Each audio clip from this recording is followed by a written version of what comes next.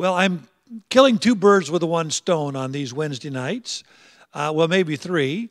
I'm scratching my itch to teach, and so that's good. And so it's nice. It's always good to study. I love to study. But if you have somebody to study to present something to, it makes it even better. So if I had only to study on my own, I probably wouldn't do it as much. So I like to have to prepare. That's good for me. And we have a Wednesday night, so it's good to have a Bible study at church. And then I'm preparing also people for a tour. And this particular tour that we're getting ready for this year, I'm going to actually do an identical tour to it next year, God willing, in 2020. And I'm already getting stuff lined up for that. And so the same videos will prepare it because we're following the same itinerary.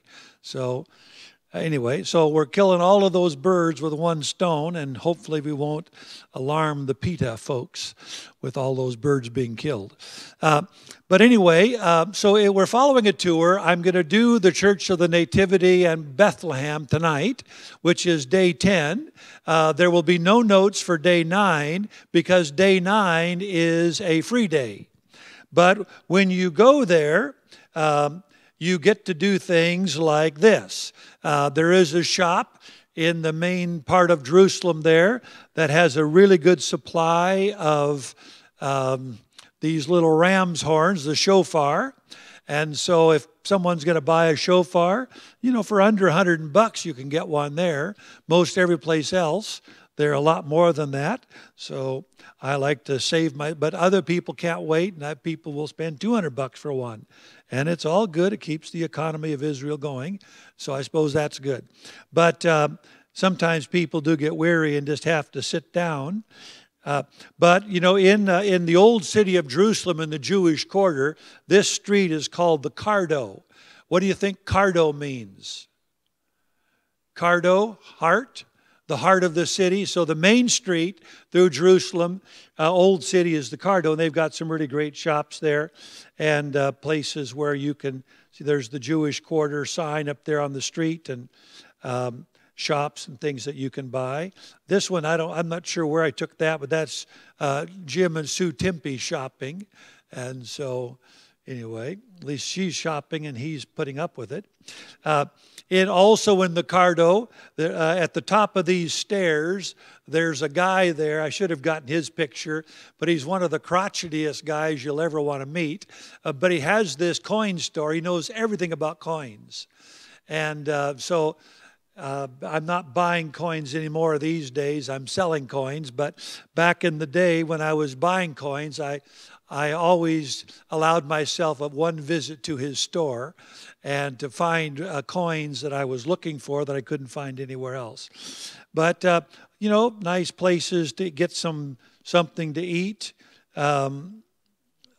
That's always good to sit when you're doing lunch, especially when we're in the Jewish quarter, to have lunch, sit down and get a pizza or something like that and just watch life go by and some of these little kids. But that's the kind of stuff you do on a free day.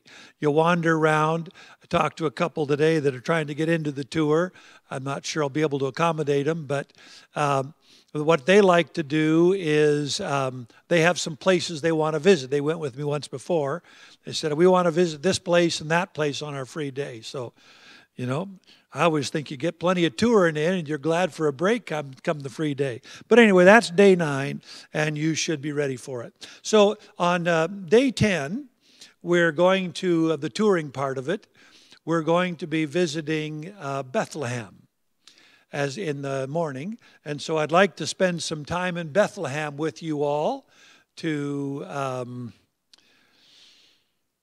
get you adjusted to it. But we've got to go to the Bible. When you think about Bethlehem, what do you think about? Well, there you go. Looks like the cat got all your tongues over there. But yes, you're afraid you're going to get the wrong answer. How many looked on the floor, by the way, to try to find a coin this morning or this evening? Okay, one person did. Well, I didn't put any out, so you're out of luck. But anyway, Well, it's the birth of Jesus, obviously. That's the most important thing about Bethlehem. And in Matthew chapter 2, it reads like this. After Jesus was born in Bethlehem in Judea, during the time of King Herod, Magi from the east came to Jerusalem and asked, "Where is the one who has been born King of the Jews? We saw his star in the east and have come to worship him." When King Herod heard this, he was disturbed, and all Jerusalem with him. When he had called together all the people's chief priests and teachers of the law, he asked where the Christ was to be born. "In Bethlehem in Judea," they replied, "for this is what the prophet has written." Oh yeah, that reminds me. Remember that play, Where'd That Baby Be Born? A star, I think it was called A Star, actually, and I played the part of Herod. And my role in that was to ask the question, where'd that baby be born? It was, you don't remember, that was pretty, you can see it on YouTube. It's kind of humorous if I say so myself. But that's not what this is about. That the prophet said he'll be born in Bethlehem. "But you, Bethlehem, in the land of Judah, are by no means least among the rulers of Judah, for out of you will come a ruler who will be the shepherd of my people Israel." Then Herod called the Magi secretly and found out from them the exact time the star had appeared. He sent them to Bethlehem and said, "Go and make a careful search for the child. As soon as you find him, report to me so that I too may go and worship him." Well, of course, that was fake news. He didn't want to worship him at all, and in fact ended up killing every baby boy in Bethlehem area of 2 years age and younger. Well, the arrival in Jerusalem of these wise men obviously set the whole city to talking because it was unusual that people from that far away from Iran should show up in Jerusalem, just like it would be today, but for different reasons. And what was unusual about it is their report that a star had led them to Jerusalem and then to Bethlehem. So they followed the star. That's why you put a star as a primary decoration in Christmas time, to remember that it was very important. And it's interesting that people from Persia would have that. But the fact is that the Old Testament was widely distributed in the world and was highly regarded as an important and prophetic book up to the time of Christ. I mean, the Jews were held in high regard, and their book was held in high regard. And so the prophecies that a star would be somehow connected to the rise of a great king, that would have been known from the Hebrew Scriptures in Persia itself. And in Rome. I can't pull it off the top of my head. A lot of stuff I used to have up there has disappeared somehow or another. But in the Roman secular historians, there are discussions about the Hebrew Scriptures and what they meant in terms of leaders who would arise. So I'm just saying that in the ancient world, there was an expectation that somehow the stars would be connected to the rise of a great king. And so it became very common for probably a period of about 4 centuries for these various rulers to try to associate themselves with a star. So, for example, this coin of Alexander Jannaeus of the Hasmoneans, so those were the people that ruled in Jerusalem prior to the Romans coming in. I mean, this star, the star burst that you see there, along with the other side, that was related to this idea of rulership. This Byzantium coin has Artemis on the left, but you have this crescent moon and star. And this is a coin that is a century before Christ. And actually, the crescent moon and star were associated with Byzantium. And part of that is, Artemis is the huntress, but she's also the goddess of the moon. And there was a story where the city was being attacked, and the moon revealed miners trying to mine under the city wall. And so it became the symbol of Byzantium. And then from there, over the centuries, it migrated to where it's really a symbol of Islam today. But it goes back to very pagan roots like this. But nonetheless, the star is associated with rulership.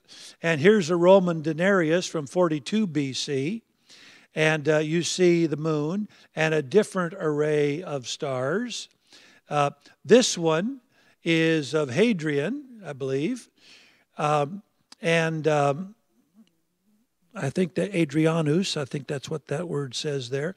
But 7 stars were a symbol of eternal life in antiquity, and Hadrian ruled the Roman Empire at its peak. This particular coin is called the Christmas star, and there's been things written about it. This coin appeared in 6 BC. I don't know how valid it is. I mean, that's obviously kind of a Greek type of head on the left coin side. But you have the ram looking back with the star. And so, but some associate this with a preview, if you will, of the birth of Christ. But I'm just showing you the extent to which people in that period of time were associating some amazing feature in the sky, namely a star, that would reveal a great king who was to be born. And this one is of Hadrian, but I have a collection. These are all coins that I have in my collection, but because I've made kind of a specialty out of the star and the crescent moon. And by the way, coins like these are not necessarily expensive. The Roman world, there are literally millions of Roman coins available in the world today. And with the internet especially, in eBay, the price has dramatically gone down in the last 30 years.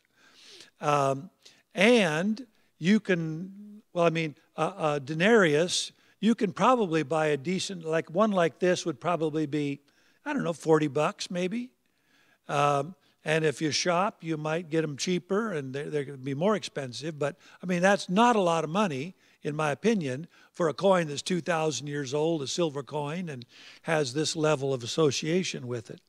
But I have several from like the 2nd and 3rd centuries, where virtually every emperor issued a coin like this with the star and the moon with their face on the other side, to show that the stars were shining upon them in some way. But all of this really springs from the Bible and the prophecy. And so the wise men, aware of these kinds of prophecies, so we've said we've seen his star in the east, and we have come to worship him. In other words, if he's a king who is going to be so favored by heaven that a star should appear to mark his ascent to the throne, then this is something that we want to be associated with and we want to be a part of. And so that story is how they all got to those wise men, the Magi, were able to get to Jerusalem by following the star. Well, so these wise men were expecting something very important. And so Herod, when he hears about it, Herod, who is notoriously jealous, killing family members, wives, kids, anyone he thought could be a threat to him, kind of like the Kim Jong-un of the ancient world in terms of paranoia. But anyway, he had some issues. By the way, I had a chance to do the opening prayer this morning for the opening of the Senate down in Olympia. And it was a pleasure to be there in many regards. First of all, because some of the senators that were sitting out there I've debated, particularly the homosexual ones I've debated. And so it was nice to see them sitting out there, and so they could enjoy me praying over the start of the Senate. And but it was just It was nice. I did the Lord's Prayer. I've done that twice now. Years ago, I did it for the opening of the house on one occasion. And after I had prayed the prayer, one of these, a Democrat from up north, came rushing up to me. And he said, "That was the finest prayer that has ever been prayed in these chambers." I don't know whether I said, "Well, thank you very much." And I didn't tell him it's not original, but nonetheless, maybe he knew what it was. I should hope that he would know what the Lord's Prayer was. But, they tell you when you go to pray at these meetings, don't do anything political. Don't try to influence legislation. You're not there to entertain, and they go down this long list of things you're supposed to be not offensive to any religion or anything like that, So anyway, I figured the Lord's Prayer is the most unifying prayer you can pray, and it's awesome, when you pray it. Well, I'll pray it for you kind of the way I did it. I said, "Our Father in heaven, hallowed be thy name. Thy kingdom come. Thy will be done on earth as it is in heaven. Give us this day our daily bread, and forgive us our trespasses as we forgive those who trespass against us. And lead us not into temptation, but deliver us from evil. For thine is the kingdom, and the power, and the glory forever. Amen." That's how I prayed. That was my opening prayer. And it's awesome to be there. Gary's served time in the legislature, but particularly in the Senate, you look up and there's the Roman eagle and all of the coffered ceiling and the rosettes and all of the Roman, everything is Roman down there. We are a self-consciously Roman country. And the Capitol buildings demonstrate that, particularly this particular Capitol. But anyway, what was that? Oh, yeah. So anyway, they're all fired up. Back to the notes here. And so Herod wants to know, and he wants to find out where this is all going to happen. On December 18th, when I did that, my lesson just before Christmas, I folded in a little bit of Herodium into the discussion and a tiny little bit of Bethlehem. So I don't know how much of Herodium I should try to cover here today. But those notes appear next in your notes there. And maybe, depending on how much time we have, I will come back to that. So let me go now to Bethlehem itself and talk about it. First of all, let me just show you a little bit to start with of some of the pictures.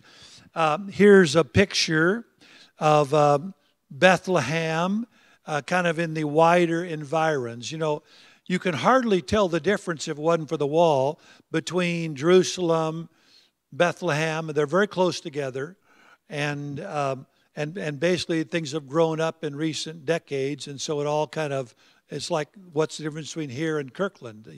Not much anymore. Well, what walls are built for in countries, right? To keep people out that you don't have permission to come in. But, that's partly why, a guy like you would observe something like this. But, Israel back in the day, after the Intifada, had a lot of terrorist attack. They had a lot of problems in Israel, buses getting blown up and people being killed and stuff like that. Well, they built the wall and it put an end to it. That was the end of that. It does have, but it basically divides Bethlehem now. So when you go to Bethlehem today, you have to go through the wall. And there's passage points. But you can see by this that it's not a minor wall. And so, when President Trump always talks about wanting a concrete wall, what he has in mind is what they have here. One that's effective And because you can see this is not only a wall, but there's barbed wire on top. You know, part of why they built such a high wall in certain places is what the Muslims would do. They would go into a Christian area, and then they would fire from there with their weapons into Israel. And so Israel would fire back. Of course, they would fire and then disappear, and then a Christian village would get the repercussions because they were basically using them as human shields. And so Israel solved that problem just by building a bigger wall that you can't readily shoot over. You know, certainly with smaller weapons. I mean, obviously, certain kinds of weapons will clear the wall, but not a gun or like a machine gun or, you know, other kinds of weapons that you might target in some way. But that's the dividing line that separates Bethlehem from Jerusalem and Israel. Because Bethlehem would be part of the West Bank. So it's Palestinian territory as opposed to Israeli territory in the political sense of the word. But the focus point of where you go where you want to get to is this place. This is the Church of the Nativity. It's in Bethlehem. And when you look at it, you say, really? That's the best they could come up with? Well, it's kind of been cobbled together since the 4th century. And, you know, every church in Israel was destroyed in the 600s when the Persians came in. They destroyed every single church, except the one in Bethlehem. And because on the walls were mosaics showing people in Persian dress, and the Persians said, you know, why should we tear down a building that's got our people on it? And so they left the Church of the Nativity because the Church of the Nativity honored the wise men, the Persians. And so it resulted in, so you can still see when you go there today, I should have included that picture too, but there's like the mosaics on certain sections of the floor have been opened up, and they just recently, just a few weeks ago, opened up a bigger section so you can look down kind of this much below the current floor and see that original floor, which was built in the 4th century. And people have been worshiping there ever since. But this is the main feature. This is the Church of the Nativity, just some various pictures of it. Just to kind of cover a little bit of the political part of it. So the Church of the Nativity, think about the history. First of all, Bethlehem, as we're going to see in the notes in a few minutes, goes way back to the early part of Genesis. It's a very, very old town. But after the time of Christ, it became a Christian town and has been a Christian town from that time till now. So there's basically 2,000 years of Christian presence in Bethlehem. For most of those centuries, it has been a very small place. I mean, songs about biblical places don't usually get it right, but "O Little Town of Bethlehem" would have gotten it right because it would have been a little town. It's not a little town today. When the Muslims basically began to reassert their influence in the last few decades, they have made a concerted effort to move into Bethlehem. They did the same thing in Nazareth. And what they'll do is, let me just show you some pictures here. Well, first of all, you notice that big tower on the left. That's a mosque. And it directly faces the church. So there's the church, and when you turn the other way, there's the mosque. And so what they did, and they tried to do the same thing in Nazareth, but the Israeli government stopped them about 19 years ago now, I think. They want to show that Islam has replaced Christianity. So you have a church which celebrates the birth of Jesus Christ. And so to show that Islam is superior to that, they build a mosque right across the courtyard, if you will. And of course, the mosque has to be taller. The tower has to be taller than the church tower. And 5 times a day, they point the loudspeakers down at the church, and they blast the church with the call to prayer. I mean, it's nothing but just a way to try to prove that they are better than Christianity. And so you have a lot of that kind of thing in the places where they control. And again, like I say, they tried to do that at the Church of the Annunciation, where the angel appeared to Mary and said, "You'll be with child," and such. And they actually got the ground and they started to build there, and the Israeli government came in and shut them down. It's one of the things that Ariel Sharon was happy about. He was nobody's, patsy. And he said, "We're not going to do that," or "You're not going to do that." And so I always appreciated him. But when you look one direction, you see the Church of the Nativity. When you look the other direction, you see the mosque. And when you look off into the corner, you see St. George's Restaurant, which is a very good place to have lunch. And so because they're owned by a Christian family, you could imagine St. George would be a Christian family. But, in Bethlehem, the Christians who are still there and surviving, and they've become a minority, and many of them have left. Probably most of them have left Bethlehem, actually. So there's only a handful of people that are toughing it out. But, and one of them would be the shop owners. So you have this, and then the same company, Nissan Brothers. That's not a Japanese company, but they're called the Nissan Brothers. They have this, and then they have a big store where they sell their curios and goodies. And so everybody that goes there pretty much has to go to their store. They charge too much, but on the other hand, it's in Bethlehem, and you can buy olive wood, and so I always get a manger scene or two, and just keep them in business. But anyway. That's in another part of the larger square that goes around there. And I've eaten lunch there several times. They have good food, and I just like to patronize the place. But when you investigate the Church of the Nativity, you will find, like this is virtually a cave. St. Jerome, the translator of the Vulgate, spent time there, translating and such, and so some of these have to do with him and basically a monastery that was there. But there's the Lewises sitting there, Ruth and Luke Lewis. But you see that little tiny door there? Compared to the people, look how small it is. Okay, that's the main entrance into the Church of the Nativity. Do you notice that there's a bigger arch over the top that's walled in? They did that so that everybody that comes in has to bow down. Like you can't just walk standing up through that. It's only like this high. So you do have to bow down. And people were riding their horses into the church back in the day. In more distant times, a church was not always held in the same.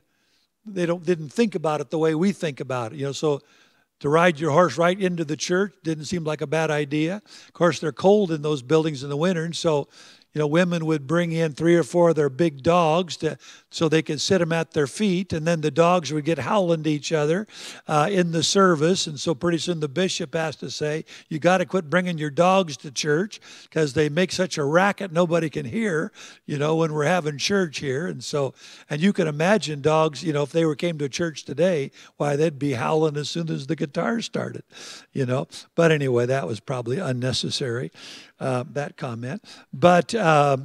But anyway, but that's the front door to the Church of the Nativity in Bethlehem as it is today. And if you go there, you will bow down to go into the Church of the Nativity. But you head on in there, and there it is again. Still been there a long time. Come inside, and it's open. You know that Orthodox churches don't have pews in them or seats. So nobody sits down. You complain about standing up too long. Well, in the Orthodox world, you don't sit down at all, at any time. And so Although, when I've been helping out this little Presbyterian church from time to time, and boy, they're the kings of the 45-minute service. And Easter, I preached there, I think it was, and the lady, one of the deacons, told me, said, everybody has to get out and get to lunch. And so you need to keep the sermon short. It's Easter, and we got to keep the sermon short because people don't want to be late for lunch. Well, she's a nice lady. So anyway, but look at this lady that there, one of the ladies associated with the church. But look at the wood, how old that looks. It's that's old. But if it goes back to the 4th century, the boards are not going to be true 2x4s. They're going to be something else. Inside the church, it looks like we're gathered around that little opening in the floor to look at the mosaics there. But most of the time when you go there, you will find some kind of a service in progress. Very frequently. Multiple times a day, there is a service. We think of a service, if you don't have an audience, you don't have church. There's a whole tradition in Christianity that I never really experienced until I went to Israel and the Middle East.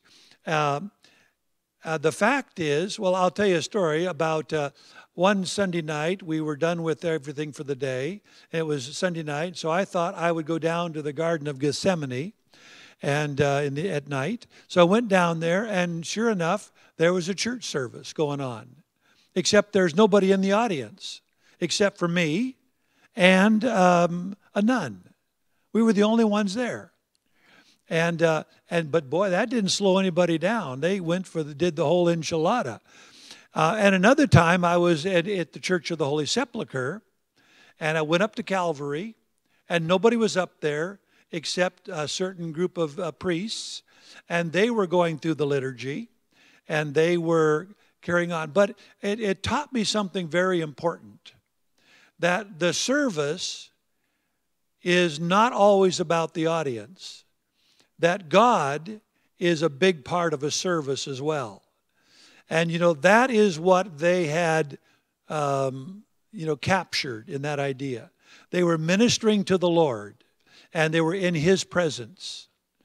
That's how I prayed, by the way, about the Senate this morning. I said, God, show up here, please.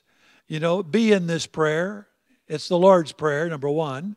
But if the Lord doesn't reveal Himself in someone's heart, you're just talking to yourself and the Lord, which is what you do when you pray. But anyway, this is a service that's ongoing there. Interesting, in one of the columns, there is something like this across. Do you see the holes in it? Do you know what that would be associated with? What is it? Yeah, it's the wounds of Christ.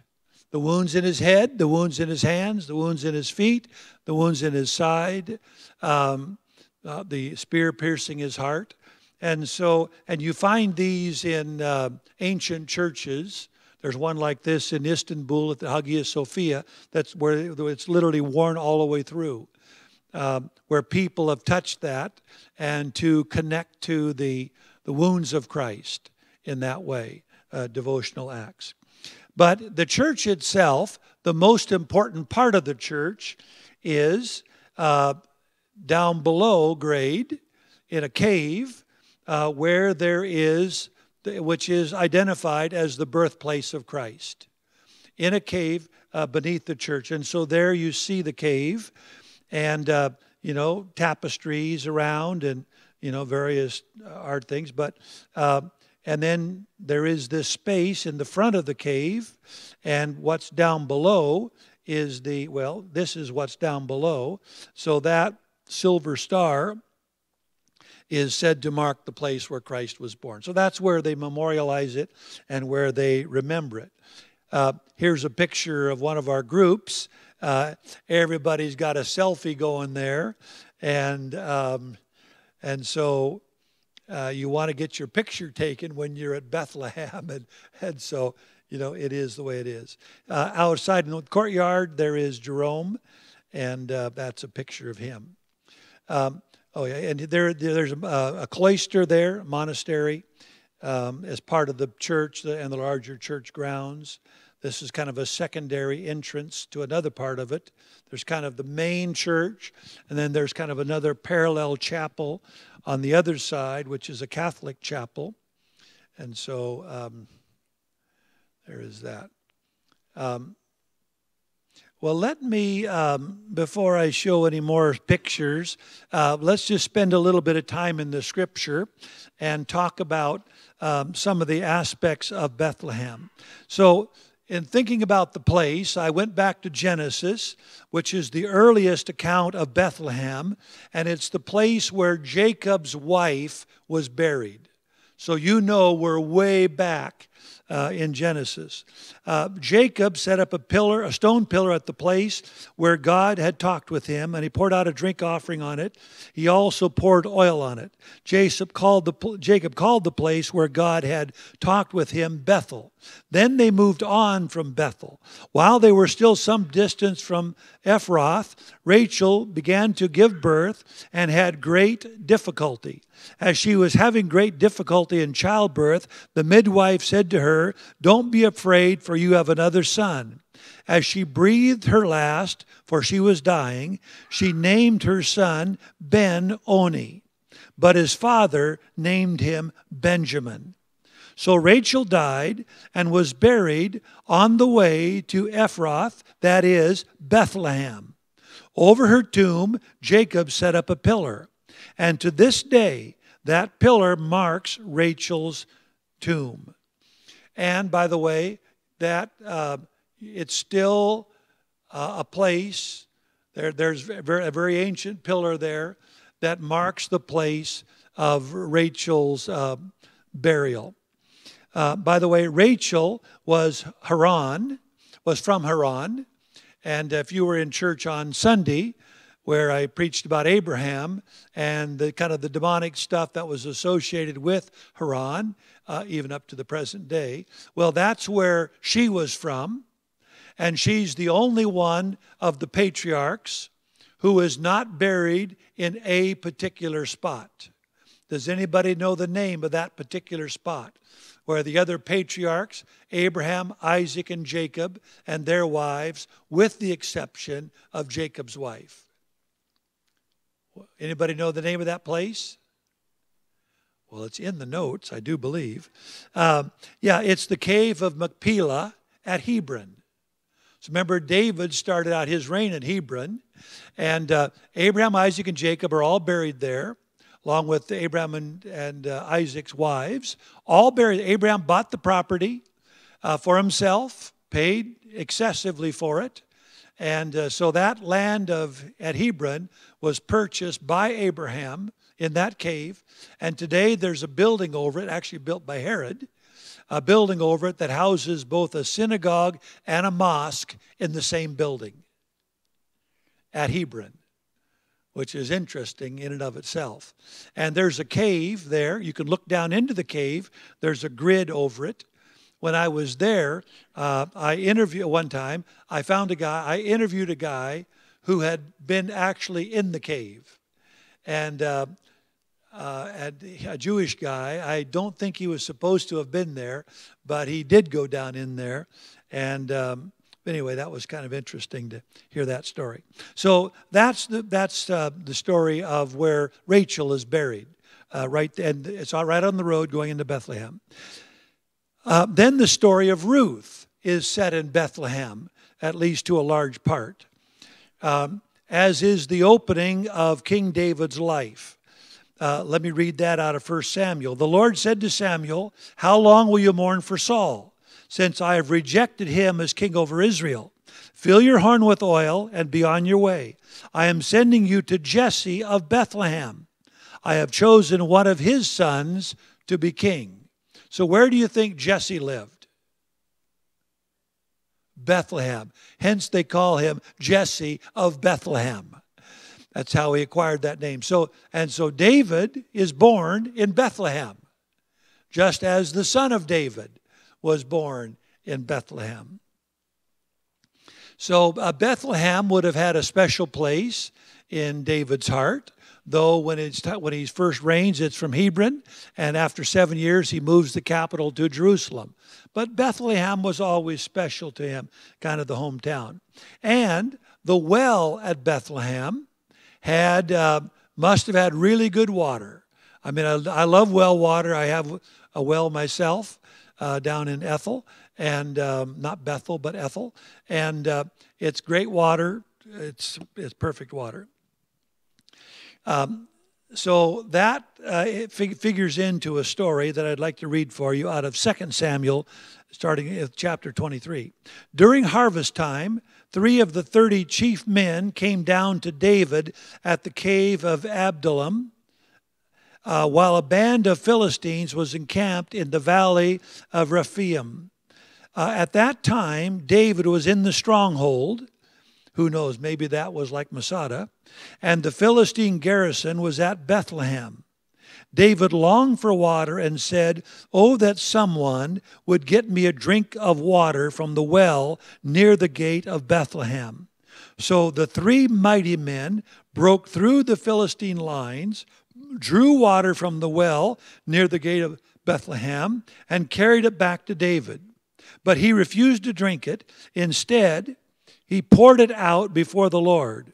"Far be it from me, O Lord, to do this," he said. "Is it not the blood of men who went at the risk of their lives?" And David would not drink it. David knew the value of a life. And these 3 guys, 3 of his warriors, just heard David say, "Man, what I wouldn't give for a drink of water out of the well at Bethlehem." And they said, "The man wants a drink of water from the well of Bethlehem. Let's go get it for him." And so they fight their way through the enemy lines at risk of their own lives and get some water and bring it back to David. So, "David, you wanted a drink of water from Bethlehem? That's where this came from." And so they hand it to him. But David, it shows you the one of the great aspects of David's life, that he had a reverence for God, and something which is purchased essentially with the blood of his warriors, though they didn't lose their blood, but they risked their blood, became very sacred. And so sacred that it could not be consumed as though it were common. And so literally, he pours it on the ground for God as a sacrifice to God and gives it to God. You know, in another week or so, next time we teach, we'll probably do Temple Mount. And the threshing floor that David bought, the guy wanted to give it to him. And David said, "You know, I'm not going to take something for the Lord that doesn't cost me anything." And so he buys it. Just like, you know, Abraham bought the cave. David buys the threshing floor that will eventually hold the Ark of the Covenant. But here, it is so precious that only God has a right to this. And he pours it on the ground. And of course, the men are amazed. But they recognize something in the character of David, that it wasn't all about him. It wasn't about what he could get, but he recognized a reverent act when he saw it. And so he added his reverence to it.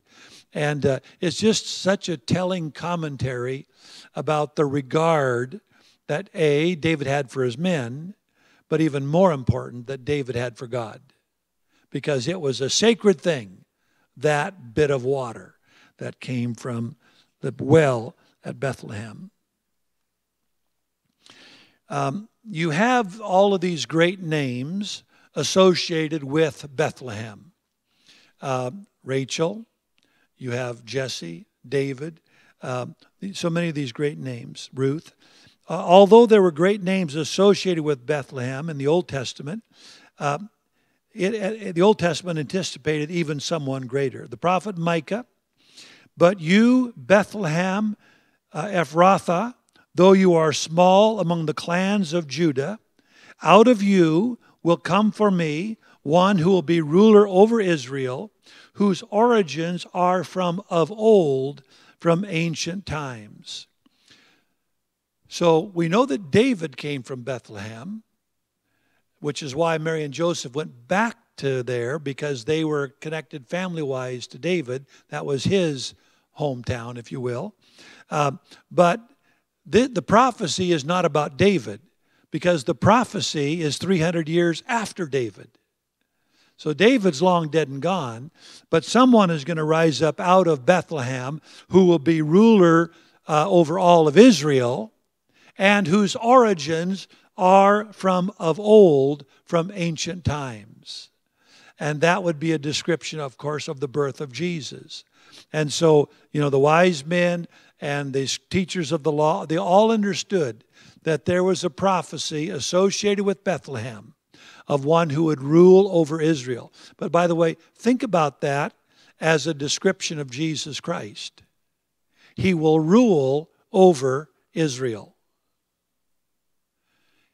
When has Jesus ruled over Israel? Not yet. But he's going to. That's the prophecy. Someone's going to come from Bethlehem who will rule over Israel, who was from of old, from ancient times. Jesus will rule over Israel. You don't want to be a kind of person who disregards Israel, because God does not disregard Israel. It has a place, and sometimes it's difficult to figure out exactly what that place is in the plan of God, and we should be respectful that probably nobody's got it entirely nailed down. But one thing you can be sure of is that Jesus Christ will, in fact, be ruler over Israel, because that's what the Bible says he will do. And he is the one who comes from Bethlehem. So that is the one. Let me show you a few more pictures.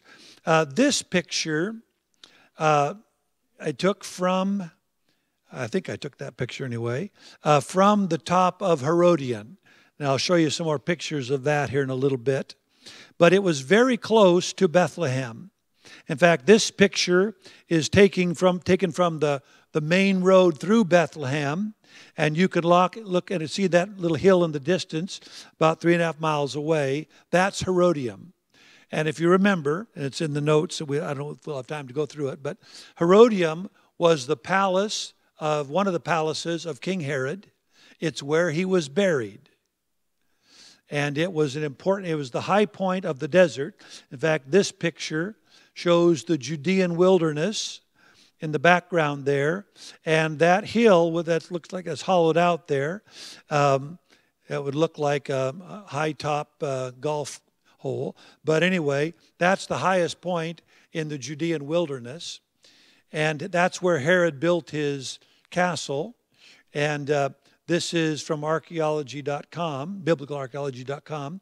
But there's the big, burial place of Herod and this fortress palace on top of this man-made hill. He's buried in that kind of protrusion that sticks out from the hill that wasn't found until just a few years ago. And had this pool down at the bottom with a little island in the middle. I just dug a pond this last year and put me a little island like that in the middle of it, just like Herod.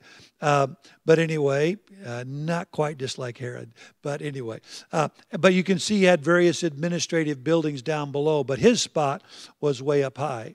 And from the same vantage point, this is what it looks like today. So you can see they've excavated and the pool has come alive. That's how we know what it is.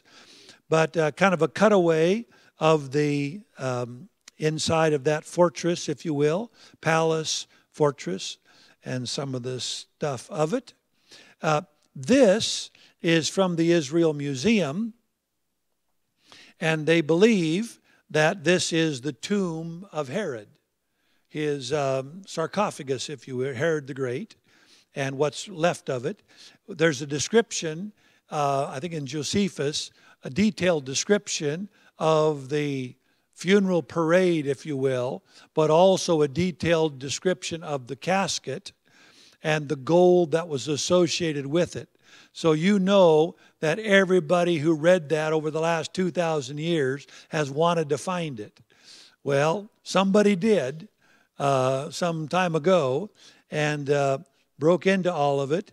It's all gone now, of course, but the stone sarcophagus that held the casket, there's the remains of that, and it's now in the Israeli Museum. But that was dug out of the side of the hill at Herodium. And in the notes, I say that Herodium was probably the place where the soldiers who killed the innocents in Bethlehem came from, because it's the nearest garrison. So Herod the Great called himself the King of the Jews. Jesus was the King of the Jews. And Herod's Herodium Palace, fortress, soldiers probably came, because it's right close to Bethlehem, it overlooks Bethlehem, came down there into the dark, narrow streets of Bethlehem, killed all of the baby boys, and one king of the Jews trying to wipe out the other king of the Jews. And this is what's left of the first king of the Jews' casket, and what's left of Jesus' tomb is an empty space. And he is still king of the Jews. And here's another picture that shows kind of a superimposition of more recent, of the way it looks, and with the old kind of superimposed upon it. So the Judean wilderness, that little band of blue is the Dead Sea in the distance, and that row of hills is the east bank of the Jordan, and it's the country of Jordan. And basically, to the right is the land of Moab, which is where Herod came from. And so his idea was, he had this fortress, and from here you can look down and see Masada. So from Jerusalem, he can look and see Herodium. It's about 7 miles away. So in difficult times, you hustle down to Herodium. If it's still safe, you make another jump to Masada, another 20 miles away. And if it's still safe, you beat it for your home country of Moab. He never did that, but that was his plan. He basically built these series of fortresses on the escape route. So if the Jews ever did kind of get him, and if their uprisings were successful, just like Maduro sends a bunch of gold to Russia so that if times get tough, he's got someplace to go. Well, that's the way tyrants have been for a long time. They sock away the money, and then so they can make their escape. Again, another picture from the area of Bethlehem looking toward it. That's the last of that.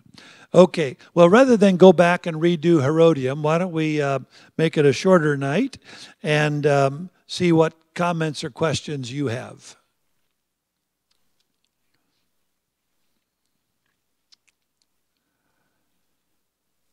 Yes, sir.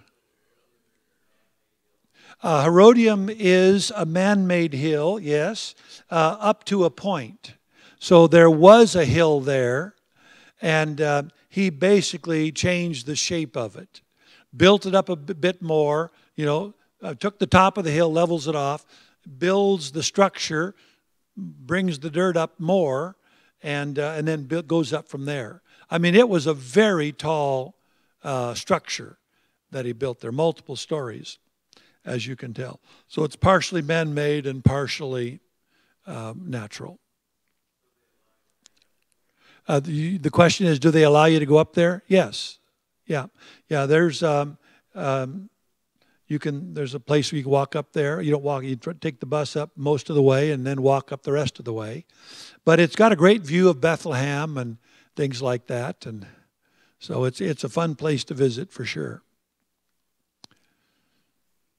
Herodium, King Herod. I hope that in a few days I'll be rummaging around in the fill dirt of his foundation of his winter or summer palace, one of his palaces on the Mediterranean, because part of it's washed away, and you can actually access on the beach the foundation filling of his palace. Someday I'm going to find something really cool there. I'm sure of it. And I look every time I go.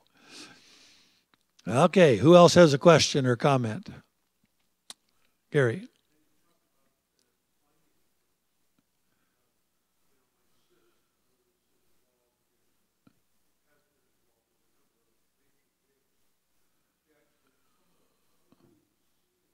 Really? Wow.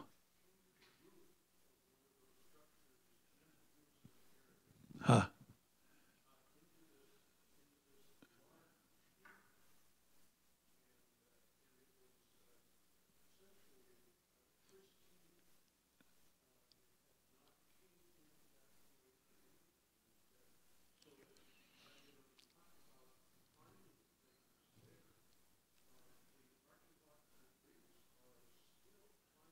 Oh, yeah.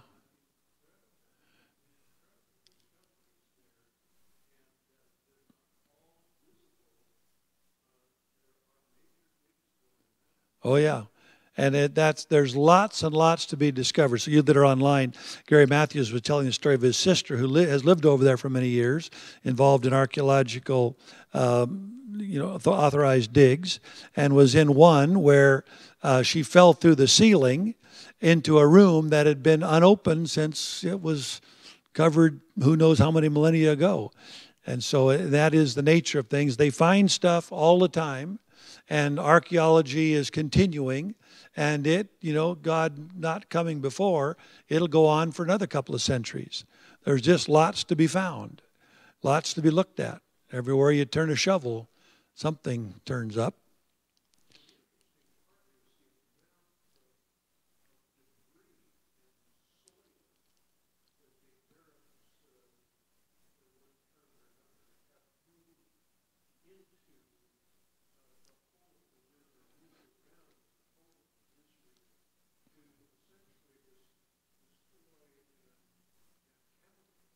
Yeah.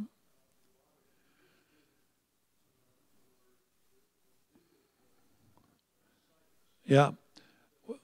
Yeah, there is a lot that's been covered up. And of course, the Muslims are still working on Temple Mount to try to destroy anything connected to the Jews, to obliterate the memory of it. And so one of the things, we took a group one time to go through some of the stuff that they had hauled out of Temple Mount. And you sift through it under close supervision. And, people find things that relate to the first temple period and such that demonstrate Jewish presence there. But, there's a lot of dust that blows and a lot of sand that blows. And so places get buried without any human help as well.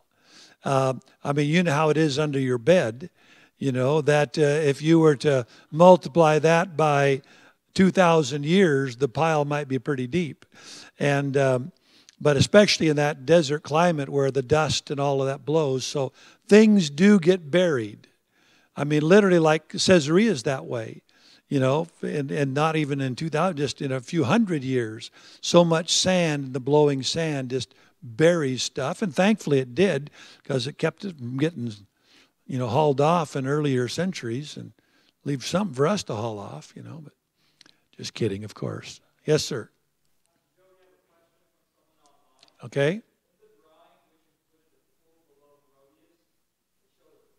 Yeah. Yeah, so the question from online is, have they redone that pool, the one you see in this picture? And yes, so here's the drawing that shows what the pool would have looked like, and here's what it looks like now, where they've excavated it. And you can still see where the porticos were around it, where the little island was in the center there. And it gives you an idea of the depth of it, maybe 5-6 feet deep. But yeah, that's the excavated pool that was below Herodium and is below Herodium now. And it was part of that, larger administrative complex down there. But it was a swimming pool. Herod built several swimming pools. Of course, in a hot climate, why not? So... yeah, if there's any other questions online, go ahead and send them in that same way. Is that through Cedar Park online? Is that where it came from? Yeah. I don't know if anybody's posted it to Facebook, and I don't know if there's any questions coming in from there, but I can't find it while I'm talking at the same time. Probably can't find it anyway. Any other questions in-house or online? Yes. Yeah. The question was from online, did the wise men go to the Herodium? I don't think it says, except that it says they went to Jerusalem. So Herodium is a few miles, 7 miles south of Jerusalem, so I would say probably not. Bethlehem is maybe like 3 miles, 3.5 miles from Herodium and closer to Jerusalem. So if you were going to Bethlehem, you wouldn't necessarily make the little jog over to Herodium. So judging by the fact that it says they went to Jerusalem and it doesn't say they went to Herodium, I would say they probably did not go to Herodium. That would be my speculation, at least. Anybody else here? Yes, sir? Yeah.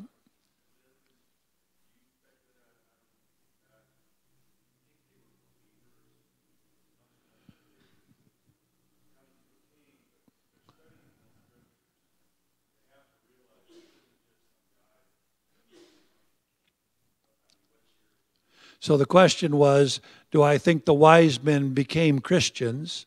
I don't know. I don't know my Catholic history well enough to know. I mean, they all have names for those guys, but whether they became believers in Catholic tradition, I couldn't tell you. Maybe someone else knows the answer to that. I do notice that the names of the wise men do show up as last names of people out of predominantly historic Catholic countries. Like Melchiori, for example, is a last name of people who you can guarantee they come out of Catholic countries. But, the wise men would have been studiers of knowledge, of the astronomy, but also of sacred texts and scriptures. And the Jewish scriptures were held in high regard by people other than Jewish people. And so they certainly would have known that.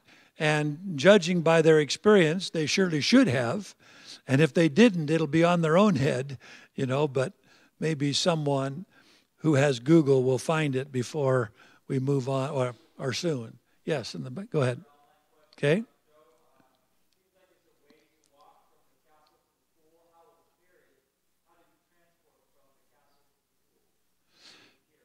How do I do it, or how did they do it? Oh, how did Herod do it? Well, the question is, it seems like it's a long ways from the pool to the palace.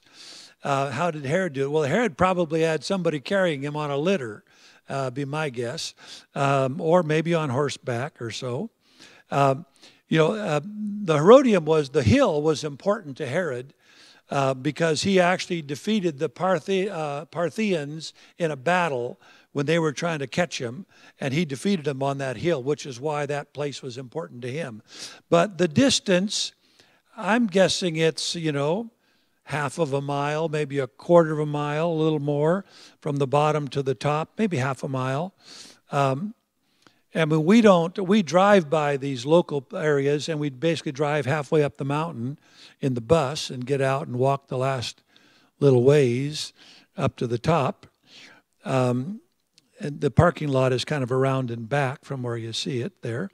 But I would imagine a guy like him would be hauled up by some slaves. He had thousands of slaves, and so he was not embarrassed to live the good life for a king. Okay, anybody else? With a comment or question? Either online or in-house? Okay, well, as I said in the notes, and if anybody is watching online who isn't on the trip and wants the notes, if you email me at joe.f@cedarpark.org, I'll put you on the list and send you the notes, or you can go to nwcreation.net, and the notes are posted there within a few days after we distribute them on the Wednesdays. Okay?